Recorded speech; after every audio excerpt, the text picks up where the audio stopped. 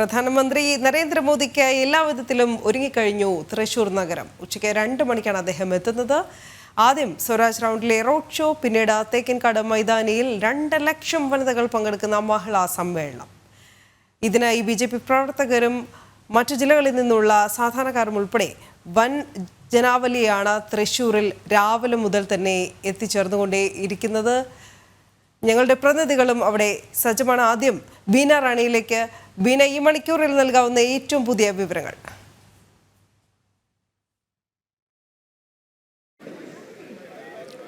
അനു, കേരളം കണ്ട ഏറ്റവും വലിയ ഒരു സ്ത്രീ സംഗമത്തിന് തെക്കിൻകാട് മൈതാനി ഒരുങ്ങിക്കഴിഞ്ഞു. രാജ്യത്തിൻ്റെ പ്രധാന സേവകനെ വരവേൽക്കാൻ ഇവിടെ എല്ലാവിധ ഒരുക്കങ്ങളും പൂർത്തിയായിക്കൊണ്ടിരിക്കുകയാണ്. ഈ സ്ത്രീ ശാക്തീകരണം, ഏറ്റവും കൂടുതൽ സ്ത്രീകൾക്കായി സ്ത്രീ ശാക്തീകരണം, അതുപോലെ തന്നെ സ്ത്രീകൾക്കായി വിവിധ ക്ഷേമ പദ്ധതികൾ അവതരിപ്പിച്ച പ്രധാനമന്ത്രി എന്ന നിലയിൽ അദ്ദേഹത്തെ കേൾക്കുന്നതിനും അദ്ദേഹത്തെ നേരിട്ട് കാണുന്നതിനു വേണ്ടി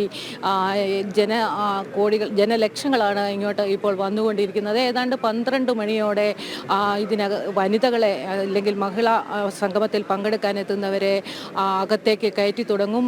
നിലവിൽ നമ്മൾ റോഡ് ഷോ നടക്കുന്ന പാതയിലാണ് ഉള്ളത്. 2 മണിയോടെയാണ് അദ്ദേഹം കുട്ടനെല്ലൂരിൽ ഹെലിപ്പാഡിൽ ഇറങ്ങുക. അവിടുന്ന് റോഡ് മാർഗം ജനറൽ ആശുപത്രി പരിസരത്ത് നിന്ന് ഏതാണ്ട് 1.5 കിലോമീറ്റർ റോഡ് ഷോയിൽ പങ്കെടുത്ത ശേഷം വനിതകൾക്കിടയിലൂടെ തന്നെ വേദിയിലേക്ക് എത്തുമെന്നാണ് ഇപ്പോൾ അറിയാൻ കഴിയുന്നത്. എന്തായാലും എല്ലാ തരത്തിലുള്ള ഒരുക്കങ്ങളും പൂർത്തിയായി കഴിഞ്ഞു. അദ്ദേഹത്തെ നേരിൽ കാണാനും അദ്ദേഹത്തിൻ്റെ വാക്കുകൾ കേൾക്കാനുമായി ഏതാണ്ട് 2 ലക്ഷം വനിതകളാണ് ഇന്ന് ഇങ്ങോട്ടേക്ക് എത്തുന്നത്. എല്ലാ തുറകളിലുമുള്ള, അതായത് വ്യവസായ സംരംഭകർ, കുടുംബശ്രീ പ്രവർത്തകർ, അങ്ങനെ എല്ലാ തുറകളിലുള്ള വനിതകളും ഇന്ന് ഇവിടേക്ക് എത്തുമെന്നാണ് അറിയാൻ കഴിയുന്നത്. അതോടൊപ്പം തന്നെ അദ്ദേഹം നടപ്പാക്കിയ പദ്ധതികളുടെ പ്രയോജനം കേരളത്തിൽ എന്നല്ല ഭാരതത്തിലുള്ള ഓരോ സ്ത്രീക്കും അഭിമാനകരമായ കാര്യമാണ്. അത്തരത്തിലുള്ള പദ്ധതികളുടെ ഗുണഭോക്താക്കളെല്ലാം തന്നെ അദ്ദേഹത്തിൻ്റെ വരവിനായി കാത്തിരിക്കുന്നുണ്ട്. എന്തായാലും അതുമായി ബന്ധപ്പെട്ട ഒരുക്കങ്ങളെല്ലാം തന്നെ നടന്നു വരികയാണ്. നമുക്കറിയാം, ജൻധൻ അക്കൗണ്ട് മുതൽ സ്ത്രീ ശാക്തീകരണം വരെ, ഏറ്റവും ഒടുവിൽ വനിതാ സംവരണ ബിൽ പാസ്സാക്കിയത് ഉൾപ്പെടെയുള്ള വനിതാക്ഷേമത്തിനും വനിതകളുടെ ഉന്നമനത്തിനുമായി പ്രവർത്തിച്ച ഒരു പ്രധാനമന്ത്രിയാണ് ശ്രീ നരേന്ദ്രമോദി. അദ്ദേഹം ഇങ്ങോട്ടെത്തുന്നത് കേരളത്തിലെ സ്ത്രീകളെ സംബന്ധിച്ചിടത്തോളം വളരെ അഭിമാനകരമായ ഒരു കാര്യമാണ്. തീർച്ചയായും അദ്ദേഹത്തെ കേൾക്കുന്നതിന് എല്ലാവരും ആകാംക്ഷയോടെ തന്നെ കാത്തിരിക്കുകയാണ്. ഒപ്പം തന്നെ വലിയ സജ്ജീകരണങ്ങളാണ് അതിൻ്റെ ഭാഗമായി ഒരുക്കിയിട്ടുള്ളത്. ഏതാണ്ട് 200ഓളം വോളണ്ടിയർമാരാണ് ഇവിടെ കാര്യങ്ങളെല്ലാം നിയന്ത്രിക്കാൻ തന്നെ ഉള്ളത്. അതോടൊപ്പം തന്നെ 2 ലക്ഷം വനിതകളും പങ്കെടുക്കുന്നുണ്ട്. രാജ്യത്തെ സ്ത്രീകളുടെ ഉന്നമനത്തിന് ഇത്രയേറെ പ്രവർത്തിച്ച ഒരു പ്രധാനമന്ത്രി ഇതിനു മുമ്പുണ്ടായിട്ടില്ല. വനിതാ പ്രധാനമന്ത്രി ഉണ്ടായിരുന്നിട്ട് പോലും നേരത്തെ ഇത്രയധികം സ്ത്രീകൾക്കായി പ്രവർത്തിച്ച, അല്ലെങ്കിൽ സ്ത്രീകളുടെ ഓരോ സ്ത്രീയും ആദരിക്കപ്പെടേണ്ടതാണെന്നുള്ള, അല്ലെങ്കിൽ തന്നെ പരിഗണന നൽകേണ്ടതാണെന്നുള്ള ഒരു സന്ദേശം ഉൾക്കൊണ്ടുകൊണ്ട് വെറും പ്രകടന പത്രികയിൽ മാത്രമല്ല സ്ത്രീ ശാക്തീകരണം, അല്ലെങ്കിൽ പ്രസ്താവനകളിൽ മാത്രമല്ല സ്ത്രീ ശാക്തീകരണം, അവയൊക്കെ നടപ്പാക്കേണ്ടത് തന്നെയാണ് എന്ന രീതിയിൽ തന്നെ ഓരോ കാര്യങ്ങളിലും സ്ത്രീകളുടെ മാനം സംരക്ഷിക്കുന്നതിനും ഒപ്പം പെൺകുഞ്ഞുങ്ങളുടെ സുരക്ഷ, അങ്ങനെ എന്നു വേണ്ട എല്ലാ കാര്യങ്ങളിലും സ്ത്രീകളുടെ ഒരു ഉന്നമനം ലക്ഷ്യമാക്കി പ്രവർത്തിച്ച ഒരു പ്രധാനമന്ത്രിയാണ് നരേന്ദ്രമോദി. അതുകൊണ്ട് തന്നെ അദ്ദേഹത്തിൻ്റെ വാക്കുകൾ വളരെ വിലപ്പെട്ടതായാണ് കരുതുന്നത്. കേരളത്തിൽ ഇത്തരത്തിലൊരു സ്ത്രീ സംഗമം ഇതിനു മുമ്പ് ഉണ്ടായിട്ടില്ലെന്ന് തന്നെ പറയാം. അത്തരം വലിയ ഒരു സംഗമത്തിനാണ് ഇന്ന് ഇവിടെ സാക്ഷിയാകുന്നത്. എന്തായാലും അതുമായി ബന്ധപ്പെട്ട ഒരുക്കങ്ങളെല്ലാം തന്നെ പൂർത്തിയായി വരികയാണ്. 12 മണിയോടെ വനിതകളെ കയറ്റി തുടങ്ങും. ഒപ്പം തന്നെ ഇതുമായി ബന്ധപ്പെട്ട മറ്റ് റോഡ് ഷോയും അതിനുവേണ്ട സൗകര്യങ്ങളും എല്ലാം ഒരുക്കിയിട്ടുണ്ട്. പ്രധാനമായും വനിതകളുമായി ബന്ധപ്പെട്ട ചില പദ്ധതികളുടെ പ്രഖ്യാപനവും ഇന്ന് ഉണ്ടായേക്കാം എന്ന ചില സൂചനകളും ഒപ്പം വരുന്നുണ്ട്. അതോടൊപ്പം തന്നെ ചില സാമുദായിക നേതാക്കളെ അവരുമായി കൂടിക്കാഴ്ച നടത്താനും സാധ്യതയുണ്ട്. ഇതുമായി ബന്ധപ്പെട്ട ക്രമീകരണങ്ങളെല്ലാം തന്നെ ഇപ്പോൾ നടന്നു വരികയാണ്. അനു, പിന്നെ ആവർത്തിച്ച് സൂചിപ്പിച്ച പോലെ തന്നെ ഈ ഒരുപക്ഷെ കഴിഞ്ഞ 10 വർഷവും നമ്മൾ സാക്ഷ്യം വഹിച്ചത് രാജ്യത്തിലെ സ്ത്രീകളുടെ സാമൂഹിക ജീവിതത്തിൽ വിപ്ലവകരമായ മാറ്റങ്ങൾ കൊണ്ടുവന്നു എന്നത് തന്നെയാണ്. ഒരുപക്ഷെ കേന്ദ്ര സർക്കാരിന്, BJP സർക്കാരിന്, നരേന്ദ്രമോദി സർക്കാരിന് ഏറ്റവും അഭിമാനകരമായി ഉയർത്തി കാണിക്കാൻ കഴിയുന്നതും അത് പച്ചപരമാർത്ഥമായി നമുക്ക് മുമ്പിൽ പ്രതിഫലിച്ച് നിൽക്കുന്നതും അതുതന്നെയാണ്.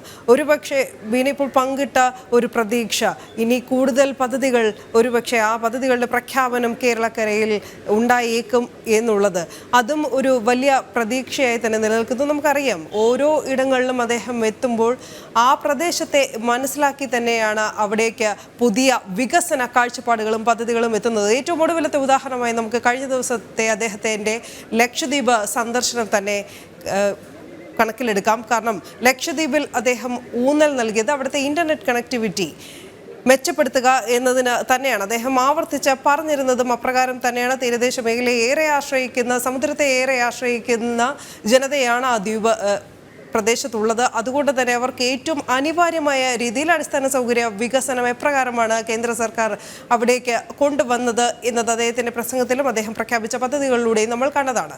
അതേ പ്രതീക്ഷ ഒരുപക്ഷെ അതിന് തൊട്ട് മുൻപ് തമിഴ്നാട്ടിൽ അദ്ദേഹം എത്തിയപ്പോഴും കാണിച്ചു. അതിനു മുൻപുള്ള ഓരോ സംസ്ഥാന സന്ദർശനത്തിലും അത് പ്രതിഫലിച്ച് കണ്ടു. ഇനി കേരളത്തിനും പ്രതീക്ഷകൾ ഏറെയാണ്. ഇനി ലോക്സഭാ തെരഞ്ഞെടുപ്പ് കൂടി അടുത്തിരിക്കുന്ന സാഹചര്യവുമുണ്ട്.